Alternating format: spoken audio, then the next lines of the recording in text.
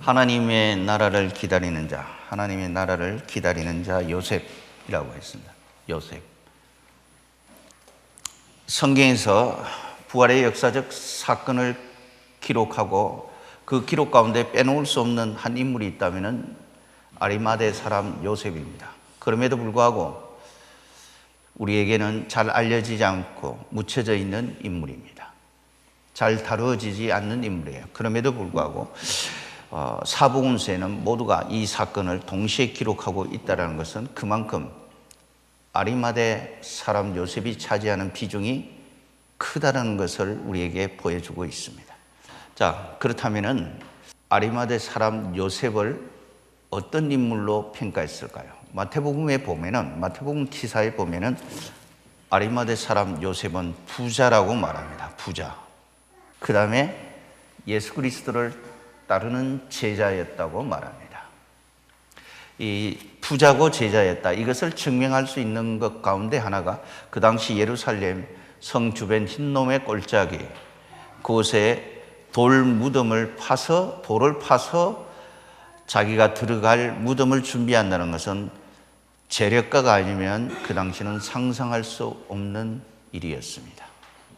그런데 그런 재력가에도 불구하고 그는 그리스도를 따르는 신실한 제자였다고 마태복음을 기록한 성경의 기자는 우리에게 증언하고 있습니다. 오늘 동일한 기사를 다루고 있는 마가는 요셉이라는 사람을 어떻게 말합니까? 그는 존경받는 사람이라고 말합니다. 그 사회에서 적어도 그 주변에서는 인정받는 사람이었다, 존경받는 사람이고 공회원이었다고 그럽니다. 이 말은 공회원이라는 것은 사내들인 공회원, 우리나라 같으면 일종의 70여 명으로 구성된 이스라엘을 이끌어가는 정치 지도자라는 거예요. 정치 지도자로서 굉장히 성공한 사람이었다. 그러면서 동시에 하나님의 나라를 기다리는 자라고 말합니다. 하나님의 나라를 기다리는 자. 누가복음의 기자는 그를 어떻게 평가했는가? 아리마대 사람 요셉을 평가하기를 선하고 의로운 사람, 그리고 십자가 판결을 공개적으로 반대했던 인물, 그리고 자기가 사용하기 위하여 파놓은 돌무덤을 조건 없이 예수 그리스도를 위하여 내어주었던 인물. 요한복음의 기자는 아리마대 사람 요셉을 니고데모와 더불어 함께 그는 장례용품을 가져다가 장례를 치렀던 사람이다, 이렇게 평가합니다. 결론적으로 이야기하면 아리마대 사람 요셉은 어떤 인물인가? 그는 선하고 착한 믿음의 사람, 세상적으로 꿀릴 것이 없는, 부족함이 없는 정치 지도자로서 앞날이 보장된 사람, 부자였음에도 불구하고 그리스도를 신실하게 섬기며 따라갔던 사람. 더더욱 놀라운 것은 그는 하나님의 나라를 기다리는 자, 이렇게 이야기합니다. 하나님의 나라를 기다리는 자. 여러분, 그 구절이 참 감동적이지 않습니까? 성공한 정치 지도자뿐만 아니라 그는 막강한 사회적 재력을 가지고 있음에도 불구하고 그리스도를 여전히 변함없이 따라갔던 사람. 오늘 본문에 보면은 우리가 이것이 쉽지 않다고 내가 말한 아주 중요한 이유는 예수님의 처형 사건에서 우리가 그 답을 찾아야 돼요. 여러분, 표면적으로 드러난 예수님의 십자가 사건의 처형의 이유 뭐예요? 내가 하나님이라는 신성모독죄입니다. 두 번째는 내가 유대인의 왕이라는 거예요. 이 두 가지는 거를 수 없는 범죄 중에 범죄였어요. 이스라엘 백성들의 편에서 본다면은 내가 하나님이라고 이야기하는, 내가 하나님의 아들이고 나를 본 자는 아버지를 보았고 나와 아버지는 하나라고 말하는, 결국 예수가 하나님이라는 이야기. 이거는 유대 백성들의 편에서 본다면은 용납될 수 없는 신성모독죄입니다. 이거는 100번 죽어도 마땅한 죄인 중에 죄인이었습니다. 더 나아가서 내가 유대인의 왕이라고 말하는 것은 로마 정부의 입장에서 보면 아주 잠재적으로 쿠데타를 일으킬 만한 요주의 인물이었어요. 왜냐하면 그 당시 로마가 이스라엘 정부를 통치하고 있었어요. 따라서 로마 정부 입장에서 본다면 매우 요주의 인물, 이것을 놔두다가는 다음에 이스라엘 주권 운동을 위해서 나라가 뒤집어질 수 있다는 일말의 불안감 때문에 그들은 예수를 십자가 처형을 아니할 수밖에 없었다.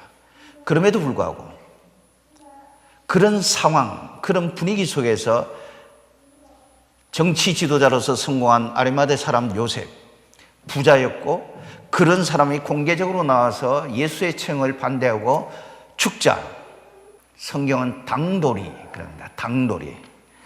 43절에 보면은 아리마대 사람 요셉이 와서 당돌이 빌라도에게 들어가 예수의 시체를 달라 하니, 당돌이 그랬더라.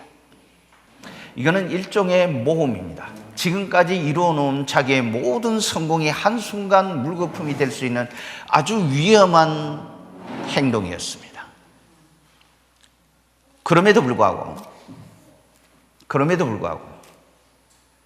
그가 용기 있게 담대하게 십자가 처형을 결정한 빌라도에게 나아가서 예수님의 시체를 달라고 요구했다는 것은 그 힘은 어디로부터 나왔을까? 답은 딱 하나입니다.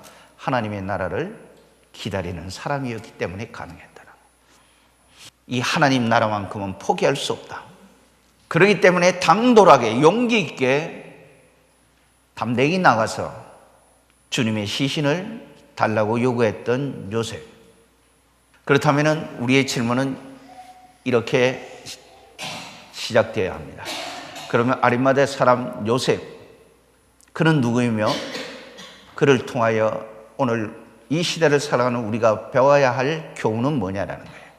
아리마대 사람 요셉을 통해서 우리가 배워야 할 교훈, 그것은 첫째로 아리마대 사람 요셉은 인생의 우선순위가 무엇인가를 우리에게 가르쳐 주었던 사람이다. 인생의 우선순위가 무엇인가?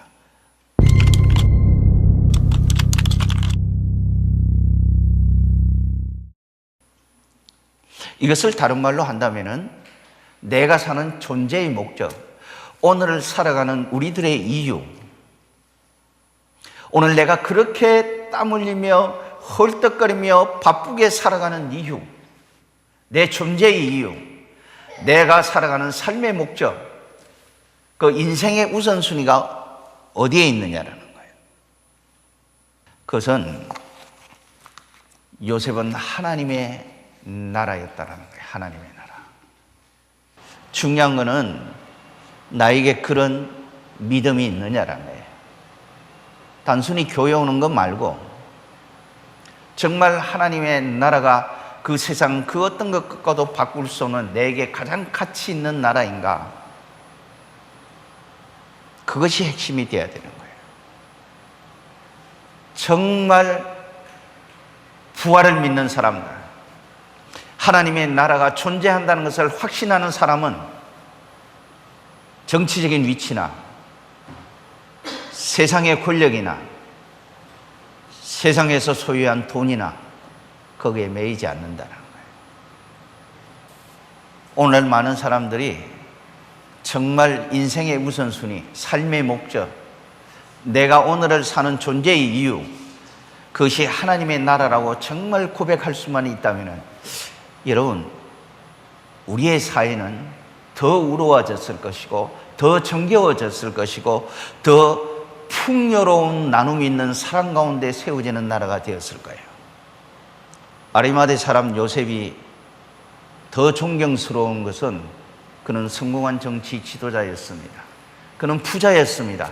그럼에도 불구하고 그는 내가 부자고 돈이 많고 내가 정치적으로 성공한 사람, 내 인생의 앞날은 보장되었다고 해서 그는 그리스도를 외면한 사람이 아니었어요. 그는 공개적으로 처형을 반대하고 그리고 신실하게 그리스도를 따라가는 제자도의 삶을 살아갔다는 거예요. 이것이 굉장히 감동스러운 거예요.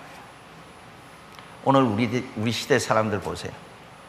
가난할 때는 그렇게 열심히 주여 주여를 외치다가 살만하면은 바람과 함께 사라집니다. 그런데 아리마대 사람 요셉은 그러지 않았다는 거예요. 궁핍함 속에서도, 부유함 속에서도, 성공한 그 절정에서도 그는 여전히 하나님의 나라를 기다렸던 사람. 이것이 어떻게 가능할까? 인생의 우선순위가 분명했다는 거예요. 인생에. 이것이 첫 번째 오늘 우리에게 전달해 주는 핵심적 교훈입니다. 그렇다면 나는 여러분에게 묻고 싶어요. 여러분의 인생의 우선순위가 무엇입니까? 잘 먹고 잘 사는 겁니까? 주님, 오늘 우리 시대 아리마대 사람 요셉은 어디에 있느냐고 찾고 있습니다.